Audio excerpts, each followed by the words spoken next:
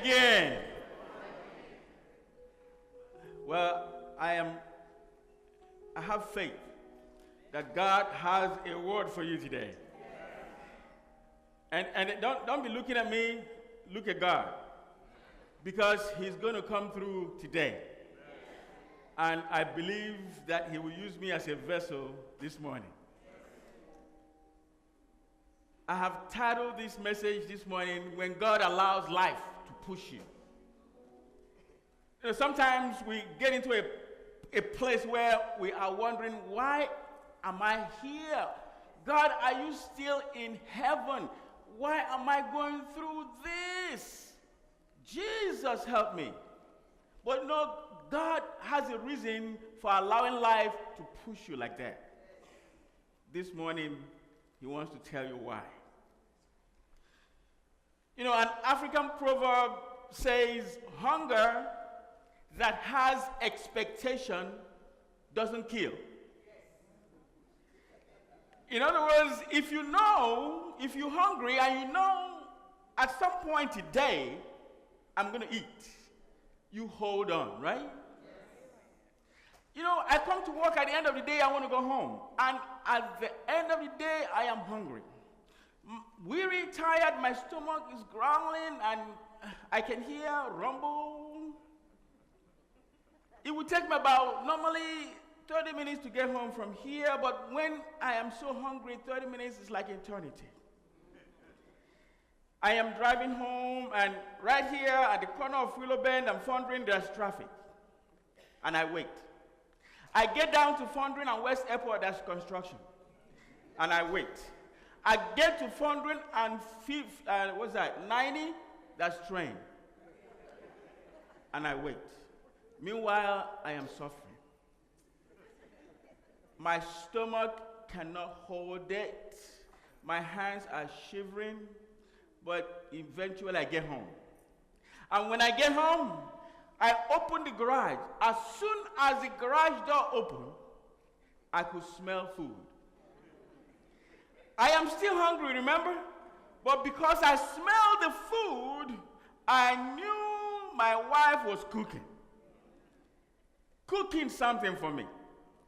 It might be a while before this food gets to the table, but I will gladly wait for it in expectation, because I know in the fullness of time, it will manifest.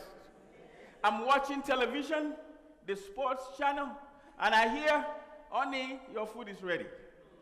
Oh my God. And I say, yes! You know, God has just prepared a table before me in the presence of my enemy. And that enemy is hunger. And I come and I see this food at the table, and I come and see, oh, come and see what the Lord has done. Come and see what the Lord has done. Psalm 30 says, weeping may last the night, but joy comes in the morning. Isaiah 40:31 says, but they that wait upon the Lord shall renew their strength. They shall mount up with wings like eagle. They shall run and not be weary, and they shall walk and not faint. Let us pray. Father, open our minds this morning, oh God. Open our hearts of understanding so that we may decipher what it is that you are saying to us today. In Jesus' name. I'm taking the text this morning from Genesis 37:23-24. And it came to pass, when Joseph was come unto his brethren, that they stripped Joseph out of his coat of many colors that was on him, and they took him and cast him into a pit. Listen to this. And the pit was empty. There was no water in it. Joseph lived in the comfort of his father's house. He dressed to the T in his coat of many colors. Then all of a sudden, he lost all that luxury. He found himself in a pit. He didn't understand why, but one thing for sure, that pit was empty. There was no water in it. There is a reason the word of God had to put it in there. that the pit was empty. There was no water in it. You may be facing difficulties in your life today. You may be experiencing hardship. You are being tossed here and there by the wind of strife. Life may have stripped you of your coat of many colors and thrown you in a pit. But I've come this morning to let you know that that pit you're in is empty. And there's no water in it. If God didn't have plan for Joseph, that pit wouldn't have been empty. There would have been scorpions in the pit. There would have been deadly things in the pit. There would have been water in the pit. Joseph would have drowned in the pit or got bitten by a snake and he would have died in the pit. But God says that pit was empty. There's no water in it. Any pit you find yourself this morning, just go home today knowing, man, this pit is empty. If you're going through troubles, the pit is empty because there's no water in it. That pit is not empty by accident. The pit is not dry by accident. God is doing something.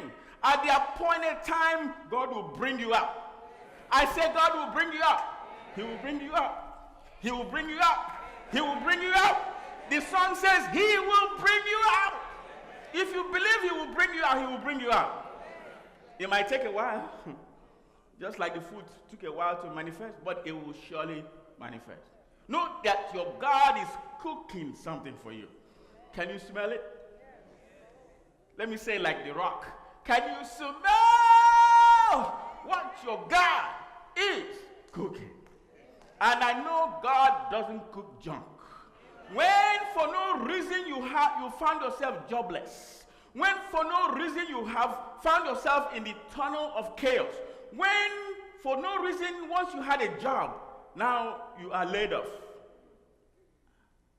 When all of a sudden you have found yourself homeless, when all of a sudden you didn't know when the next meal will come, no reason at all, things begin to fall apart. The center can no more hold.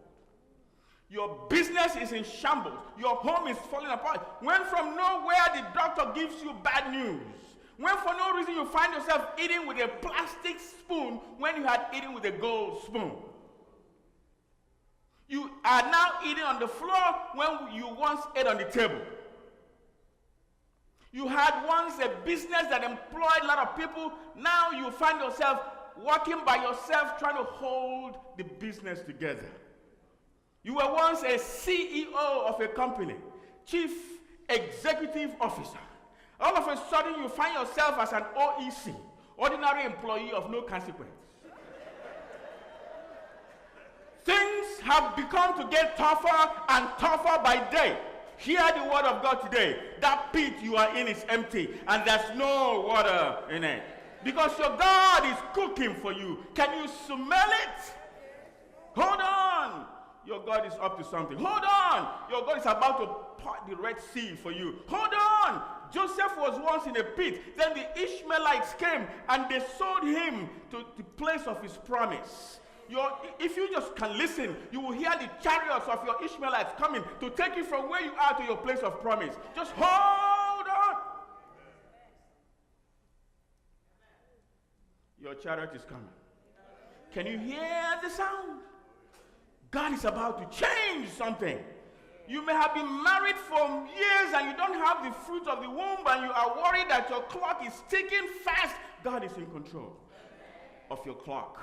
He did it for Abraham. He did it for Pastor Don Odunze. He was married for several years and there was no child. But in the fullness of time, God blessed them with triplets. In Isaiah 43:19, he says, I am doing a new thing. Now it will spring. Do you perceive it? Can you smell it? Making a way in the wilderness and streams in the wasteland. In essence, God is saying, I'm cooking for you. Do you smell it? Let this be your prayer. Do something new in my life. Something new in my life. Something new in my life. Oh Lord, do something new in my life. Something new in my life. Something new in my life.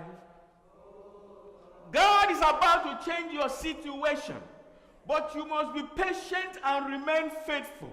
Job 8:5-7 says, but if you will seek God earnestly and plead with the Almighty, if you are pure and upright, even now he will rouse himself on your behalf. And he will restore you to a prosperous state. Your beginnings will seem humble. So prosperous will your future be. Right now you are just trying to make it. You are trying to see how to pay your rent.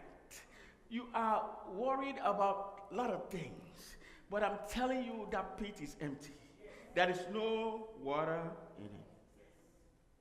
As you go through trials, remain obedient. As you go through tribulations, remain steadfast. While you are in the pit, remain faithful. Remember, the pit is empty. Your God is cooking. Remain in his plan. Joseph stayed faithful even when he was in a pit. He stayed faithful even when he was sold to Potiphar's house. He stayed faithful even when he was accused of what he did not do. And in the fullness of time, God honored him. Job even remained faithful even in trials and tribulations, and in the fullness of time, God honored him. Ruth stayed faithful. She was steadfast even in the midst of her sorrow and anguish. She clung to Naomi and said, I will not let you go. He says, entreat me not to leave you, or to return from following thee. For whither you go, I will go. And where you lodge, I will lodge. Your people shall be my people, and your God, my God. Do you know that Ruth, her name was one of the names of the Bible? Why wasn't the name Naomi? It was Ruth, because she stayed faithful even in the midst of trial and tribulation. She refused to leave God. Do you want to end your marriage because of rough times? Do you want to go back to your people because you once ate on the table and now your husband doesn't have food on the table? Even when they returned to Bethlehem, Ruth went to work in the field belonging to somebody else, collecting leftovers from behind harvesters. Leftovers. Would you go to collect leftovers? You will say, man, I'm sick and tired. I'm not doing this. She didn't go at night to go steal the food. She humbly picked up leftovers. She was determined to work, to be faithful. Are you going to let your marriage fall apart because of hard times? Ruth found a job. What if she had left and walked away from God's plan, like Oprah did? When my wife came to the United States to meet me here, she came when I was working at Taco Bell. I was sweeping the parking lot. One day I took her to work. She saw me sweep and hose down the parking lot. She saw me frying tacos, washing dishes, and making burritos. As a matter of fact, I was the fastest taco maker in the world. At some point, she actually came and helped me at the end of the shift in the night to take the trash out. She didn't say, I'm going back to Nigeria. She didn't say, man, I thought I was coming to meet my rich husband. She saw me sweeping the parking lot in my Taco Bell uniform, sweating, and she helped me take the trash out. In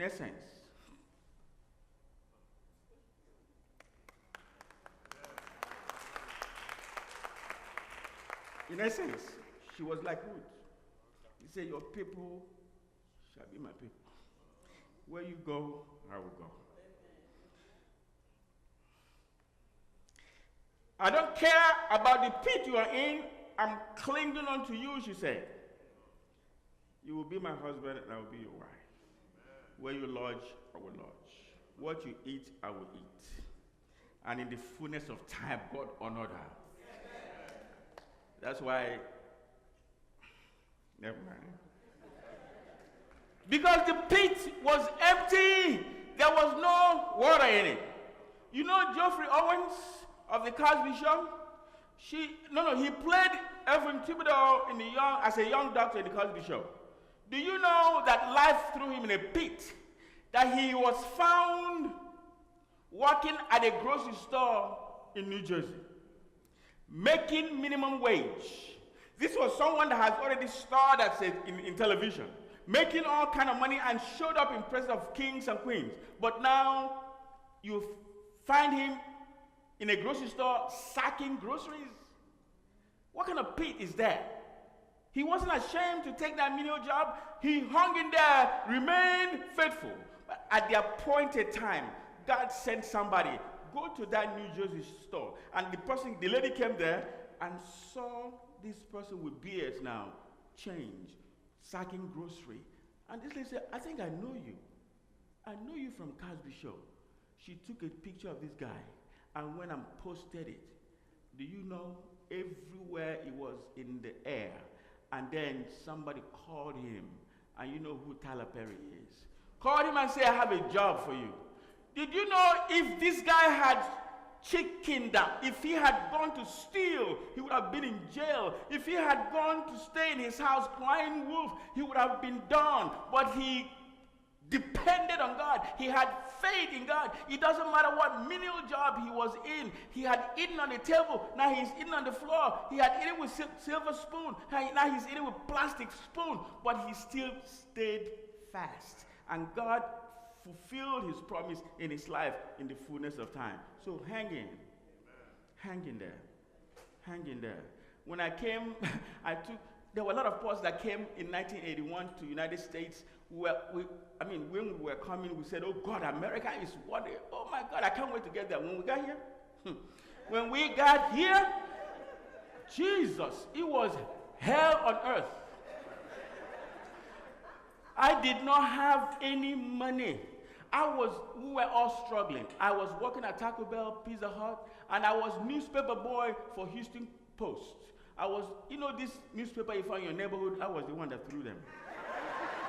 I would sit in somebody's pickup truck in the back of it, and I would be throwing. By the time I get home, and guess what? I still have to go to school that morning. And when I come back from school, no sleep, I go to Taco Bell. When I get up from Taco Bell, I go to Pizza Hut. Then the cycle continued.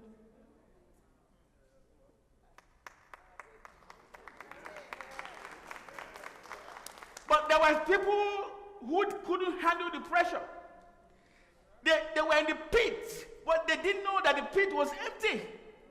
And they decided to do something different. They went and put their hands in wrong things, credit card fraud, trying to dupe people. All of a sudden, some of them died in the process, got shot. Some of them ended up in jail, still languishing in jail. Some got deported. But they that waited on the Lord.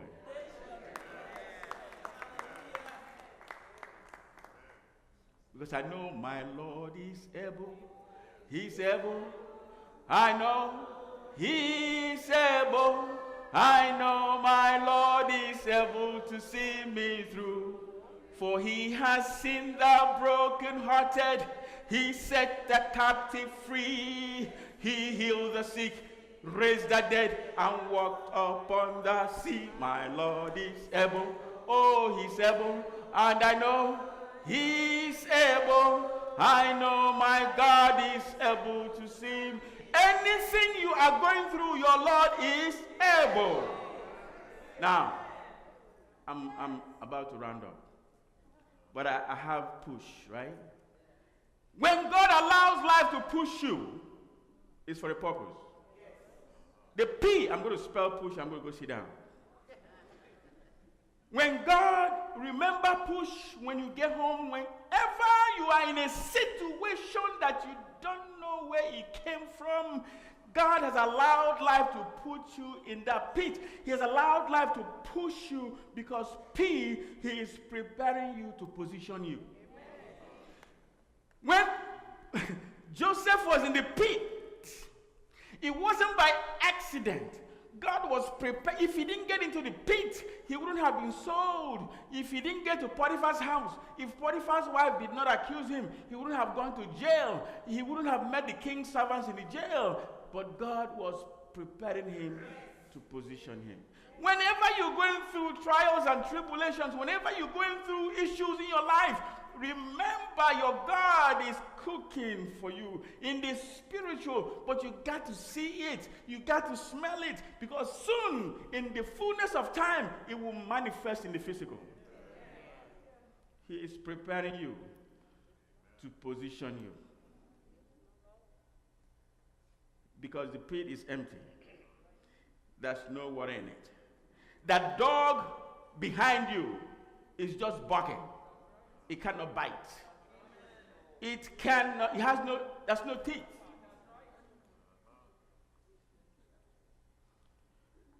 When Geoffrey Owens, I spoke about, God prepared him, and when it was time, he positioned him at the grocery store. Where was it that same day that this lady, that he's been there forever, working in this grocery store, until in the fullness of time, God sent somebody that recognized him, discovered him. Life threw him in a pit. David was an anointed king, and when he was 17 years old, he did not become king until 17 years after. He was hiding in the wilderness. Saul was chasing him all over the place. He was sleeping outside. He would have said, God, what in the world is this? But he stayed faithful. Even when he saw Saul to kill him, he didn't kill him. Life threw David in the pit, but in the fullness of time,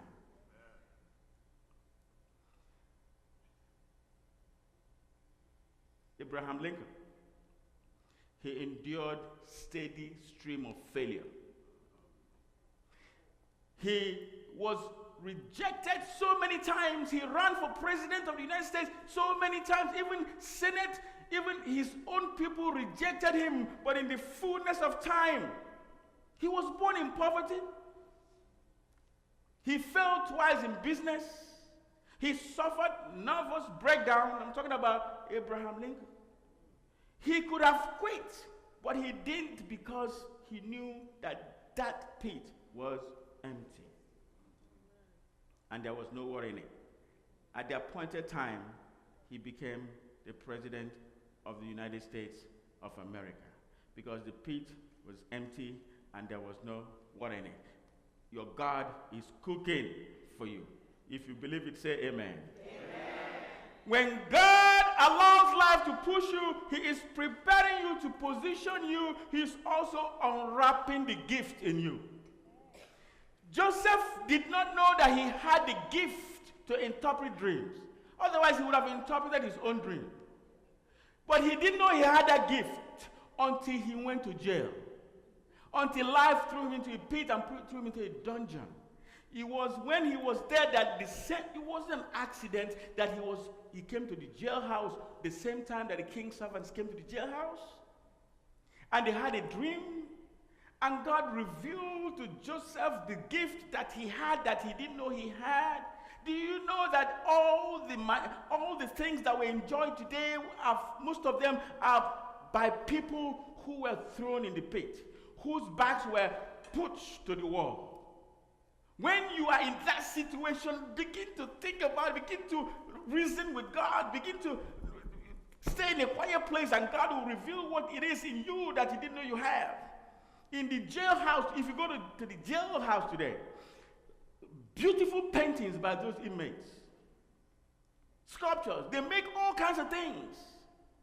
But, oh my God, how in the world could it have been if they realized that they had that gift when they were free? God puts you in a pit because he will allow life to push you, because he is preparing you to position you. He is unwrapping the gift that you never knew you had. When I graduated from high school, I was smart then. I had what they call grade 1, very beautiful aggregate, but no money to go to university. I had admission to go to a university, but I couldn't go because my parents could not afford that. And so guess what? There was what at that point, can you imagine? I was at home, just sitting at home.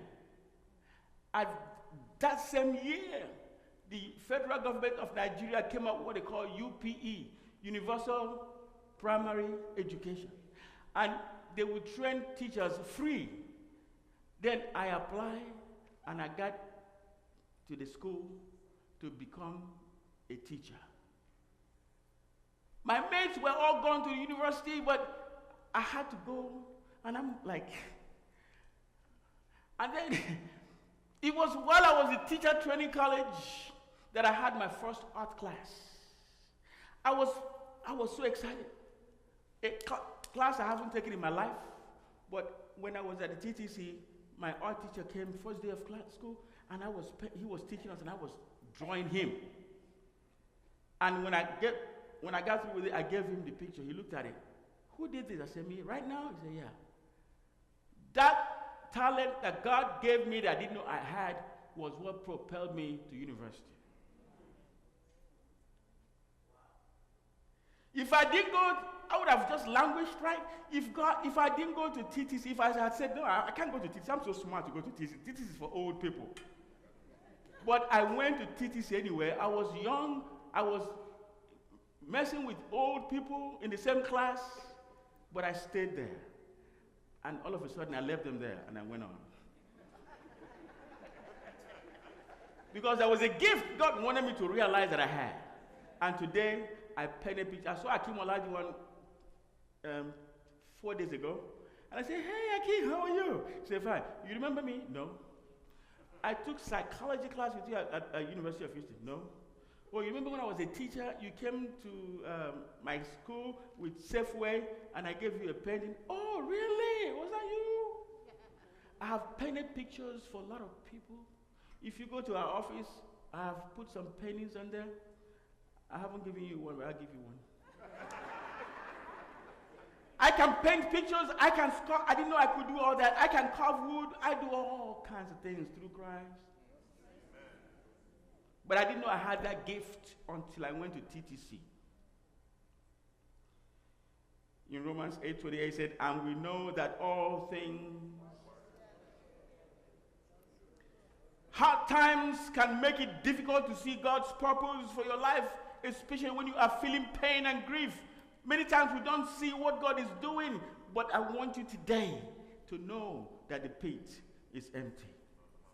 Once God has said it is going to be, it's going to be. Nobody can change it. Circumstances cannot change it. What door God has opened, no man can close. You can take courage in that this morning.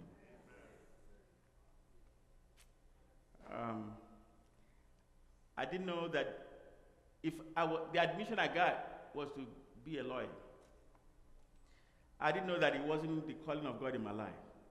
He had to reroute me to teacher training college. Then I came to United States of America, and I became teacher of the year. And I have taught all levels: primary, middle, high school, junior college, university, professor of the year, teacher of the year. I mean, I wasn't a lawyer. That was my own desire, but that wasn't God's desire. If you will remain faithful, follow God.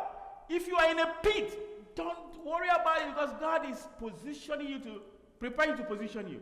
He is unwrapping the gift that you never knew you had. So when God allows nature and life to push you, He is preparing you. He is unwrapping the gift. He is setting you up to elevate you.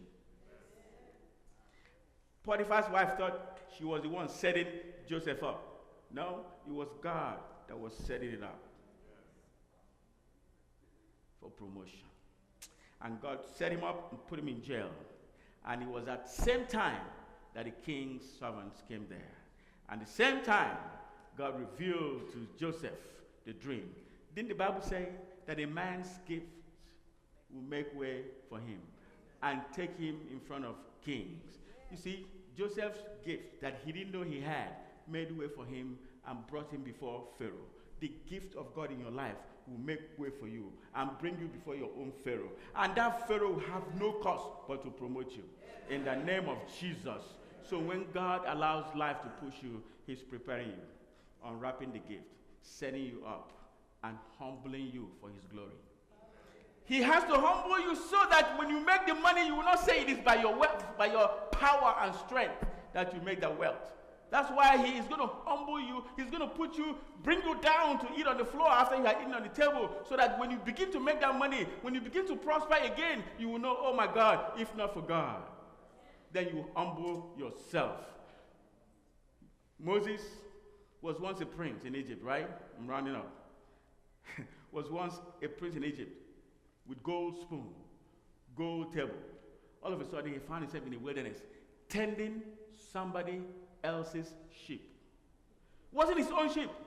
Tending sheep was like working at Taco Bell, or flipping burgers, or sweeping the parking lot.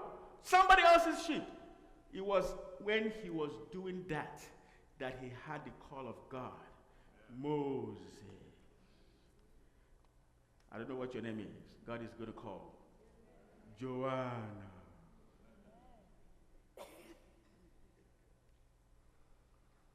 When God allows life to push you, He's preparing you, unwrapping the gift, setting you up, and humbling you. So at some point you begin to see, I can see everything turning around, everything turning around. I can see everything turning around, everything.